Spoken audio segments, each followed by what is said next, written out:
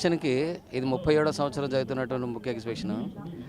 ఇది నిజంగా వస్తే చాలా బాగా అనిపిస్తుంది. ఇప్పుడు నేను రెగ్యులర్గా ఇదివరకు వచ్చేవాడిని బ్యాచిలర్గా ఉన్నప్పుడు.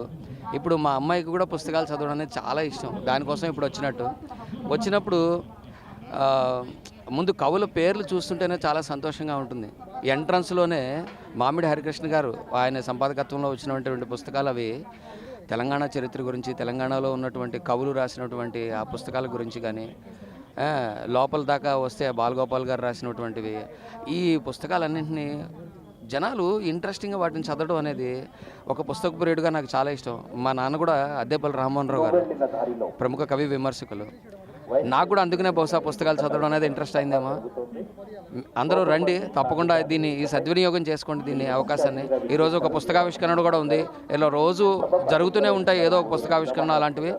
పుస్తకం మీద ప్రేమను చాటుకోండి, అదే నేను కోరుకునేది. Thank you.